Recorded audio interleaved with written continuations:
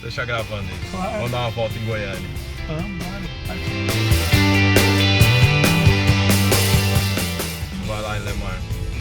Estamos aqui em Goiânia, acabamos de sair do .NET Conference. Bastante conferência. O Lemar tá aqui do lado. Acho que esse negócio vai ficar balançando um pouco, hein? Não tem problema, acho que depois você pega. Deve ter estabilização na gravação do vídeo. Tem uma estabilização aí. Por algum tipo. Cara, que ideia bacana. Nós estamos querendo convidar o Elemar para participar aí do ASP.NET Conf. Pô, do ASP.NET Cast. Só que o cara é muito estrela. Né? Cara, não tá querendo participar. Eu já reclamei umas 500 vezes que vocês fazem esse negócio, não me convidam e depois ficam dizendo que eu não quero ir, sabe? Eu por mim tô lá, é só chamar porque eu tô gravando, né? Isso aí, Elemar. Cara, eu adoro Goiânia, velho. Adoro Goiânia. Sou absolutamente apaixonado por esse agora vai tremer bastante. Você gosta de Goiânia? Eu gosto de Goiânia, gosto de... Teve essa... Vim pra cá, palestra hoje, 2 palestras, conversar com a comunidade, trocar ideia, falar sobre tecnologia, xingar um monte também. Foi bacana, foi bacana. Final de semana legal. Agora o Cono tá fazendo um tour pela cidade. Tô tentando desviar aqui da feira que tem ali, cara, porque Goiânia é a cidade da feira, né? Conduzindo a Miss Daisy. E deixar o Elemar na casinha dele ali e tal. Hotel. Diz aí, Elemar, Cara, eu gostei do RavenDB, cara. É uma visão muito bacana. Cara, é uma visão... Acho que a gente tem um certo preconceito com NoSQL, né, cara? De achar que NoSQL é pra aplicações mais voláteis, mais pequenas. Então a gente quer dizer, assim, as perguntas que eu fiz hoje na palestra do Elemar foi se eu poderia usar. Eu vi uma das palestras que ele fez foi mostrar o RavenDB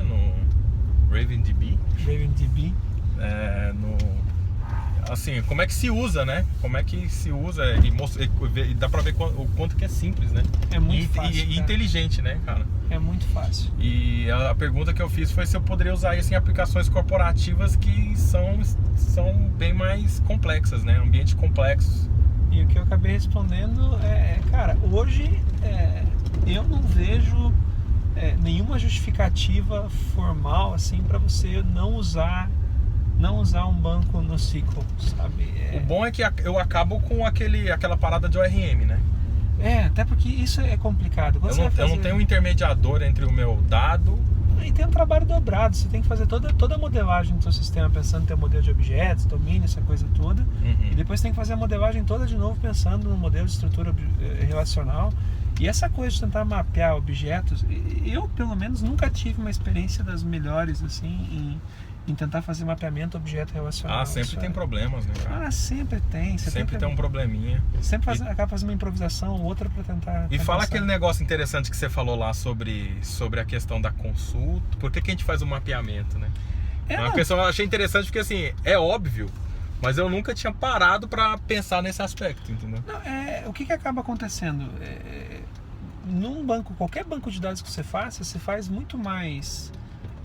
consultas ao banco do que alteração de estado. Você faz muito mais consulta do que inserir o registro, modificar o registro e então, tal. ou seja, o meu trabalho que eu faço para modelar meu banco ali mais para gravar. Você dá muito mais ênfase para gravar, para garantir consistência e tudo mais, mas a operação que você mais faz num banco é consulta. Então, e aí é aquela coisa... Deixa eu sair desse sol aqui. Que você falou lá que as operações é 10:1, né?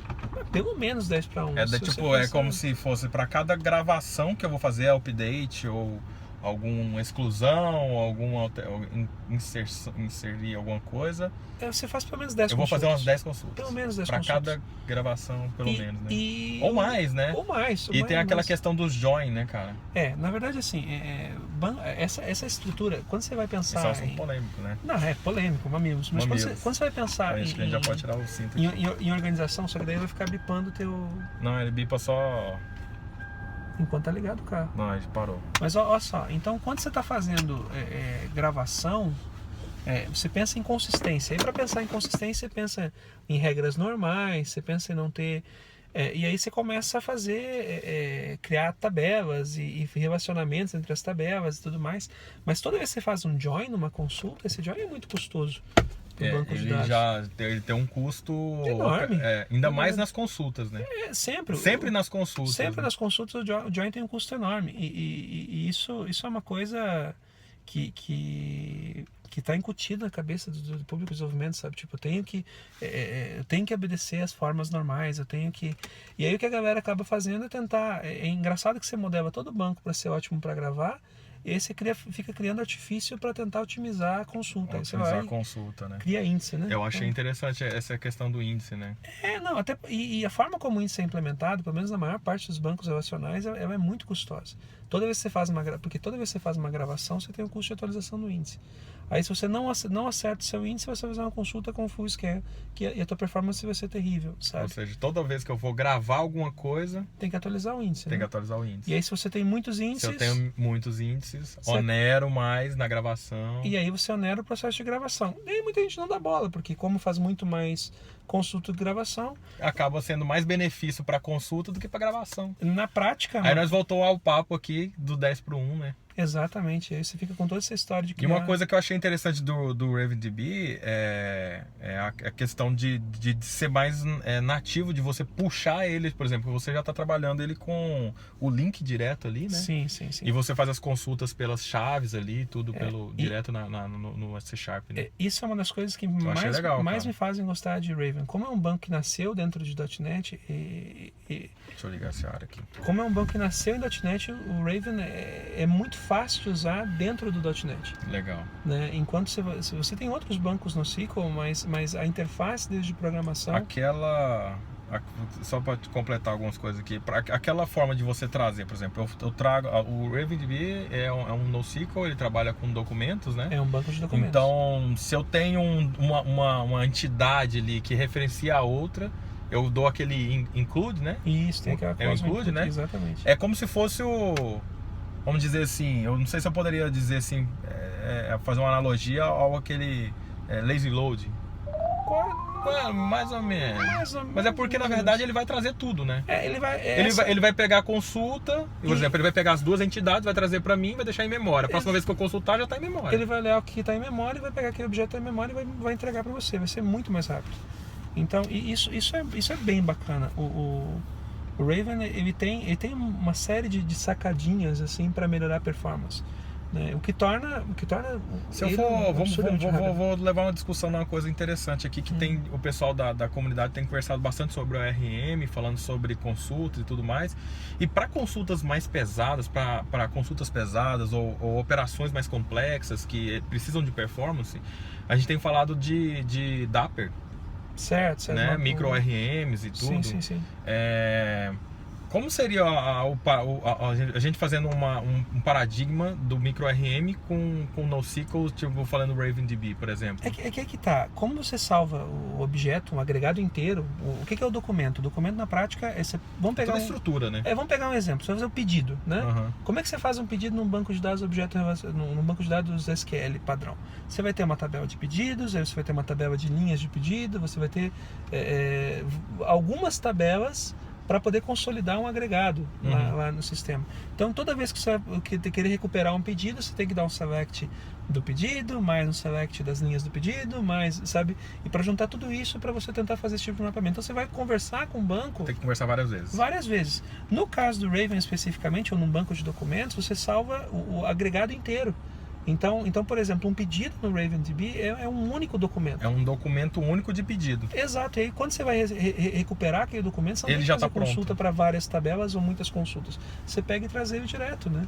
E isso acaba melhorando bastante. É uma forma muito mais inteligente, se você parar para pensar. Né? O NoSQL ele estaria mais para, assim, os DBAs não devem gostar muito disso, né?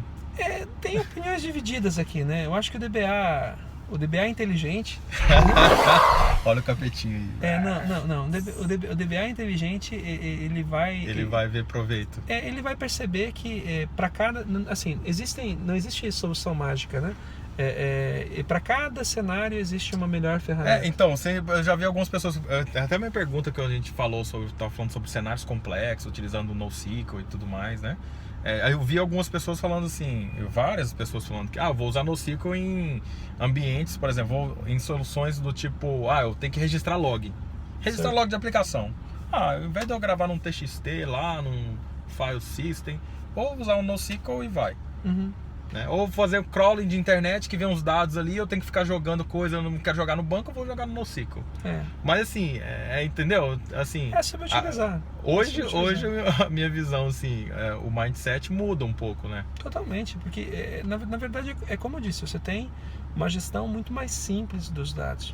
O que eu quero dizer é o seguinte, a forma, acho que o mindset não, você pensar em NoSQL, né, aplicações utilizando NoSQL, ele está mais envolvido dentro do seu do contexto, do conhecimento de como você vai modelar isso, do que da parte técnica, né? Sim. Porque assim, igual você falando assim, o pedido, vou modelar o pedido, esse pedido já está pronto. Sim. Para quem já trabalha com banco relacional, com mapeamentos e tudo, é diferente, né, isso, de tratar isso, né, cara, isso meio que é uma fronteira, né. Eu acho que o grande barato no banco de documentos, né, falando especificamente no banco de documentos, que é o caso do Raven, é que você pega aquele modelo de objetos que você pensa para trabalhar dentro do teu domínio, ele é fundamentalmente um modelo de documentos que você vai estar armazenando. Exato. Entende? Então, não existe essa tradução do teu modelo de domínio para um modelo de relacional, entidade relacional. Não existe essa tradução. Então fica muito mais natural, né? E como os documentos no Raven, qualquer banco de dados no ciclo de documentos, eles têm uma estrutura maleável, né? Você consegue representar. Tem alguns absurdos que você vê assim, sabe? Por exemplo, eu tenho em objeto de tabela, eu tenho 2 tabelas, por exemplo, eu tenho 2 opções de gravação, e aí você deixa campos com valor que aceitam null, você faz um monte de gambiarra na estruturar as tabelas para poder acomodar aquilo que você pensou no seu domínio. Num modelo como Raven, você está literalmente... O que é um documento? O documento é aquele teu objeto serializado para JSON. Pronto. E pronto, é isso. É igual aquele exemplo que você tinha dado do endereço lá, né? Tem o endereço dos Estados Unidos, o endereço do Brasil. São campos diferentes. São informações eventualmente diferentes. Aí eu vou ter que fazer 2 tabelas, ou uma tabela... com um campo que aceite campos null. Uma tabela abstrata ali para fazer alguns relacionamentos. Aí eu vou fazer join de novo na hora da consulta. E vai fazer join, vai fazer... No Raven isso é natural. Outra coisa isso que é bem interessante, cara. Outra coisa que é bem bacana no caso do Raven é o seguinte, o Raven, falando especificamente do Raven, o Raven faz a manutenção sozinho dos índices, né? Sim, isso é legal, né? E isso é impressionante. Você consegue fazer manutenção sozinho. Ou seja, a primeira vez que ele vai buscar, se não existe índice, ele vai lá e cria. Todas as consultas são feitas usando o índice. Mas eu posso criar o meu também, se eu quiser. Tu pode criar o teu índice também, mas o interessante é que, para poder garantir performance, né? Ele já gerencia isso. Ele já gerencia isso, e mais uma coisa, né? Ele, no caso do Raven, faz a garantia de que as transações com documentos são asset, mas os índices não. Então, quando você faz uma atualização, por exemplo, no Raven, ele vai pegar e ele vai iniciar uma thread no back-end para poder fazer a atualização dos índices. E isso então quer dizer que o banco vai retornar muito rápido. Isso é uma parte inteligente, né? Tipo assim, é inteligente. E assim, eu gostei muito dessa forma de trabalhar, sabe? Parece que tá mais... mais rápido, mais inteligente. Mais rápido, né, cara? E tem aquelas coisas que você começa a usar índice, porque os índices, na verdade, no Raven, eles são eles são bem mais poderosos, o conceito de índices, do que aquele que as pessoas têm em objeto relacional. Entendi. Então, por exemplo, em Raven, você pode dizer que você quer fazer um índice mapeando documentos de mais de uma coleção. Então, por exemplo, eu quero fazer uma consulta sobre contatos, por exemplo, dentro do meu banco de dados eu tenho contato de fornecedor, que está numa coleção, eu tenho contato de cliente, que está numa outra coleção. Você pode fazer um índice apontando para esses caras. Eu posso fazer um índice que está apontando para documentos de múltiplas coleções. E numa consulta só... Numa consulta eu consigo trazer esses caras. Isso, então me dá... como aquelas consultas que você faz no Mac, por exemplo. Né? Entendi. E aí você consegue pesquisar em vários documentos ao mesmo tempo. Map Reduce. Deixa eu te perguntar, por trás ele não vai fazer um join, não? Não. Apontamento, né? Ele vai fazer o quê? É que na prática, o que acontece? No caso específico do Raven, a busca, os índices são índices Lucene. né?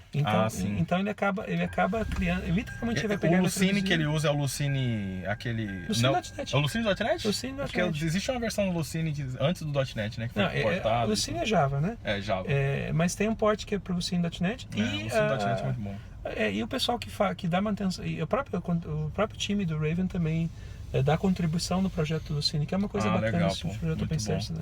Então dá manutenção no Lucene. Outra pergunta, o quanto que isso é pesado? Por exemplo, quem quer usar o RavenDB, por exemplo, eu tenho uma máquina que não é lá essas coisas. Por exemplo, hoje se eu fosse instalar um SQL Server na minha máquina, eu vou ter que saber, mas eu vou sofrer.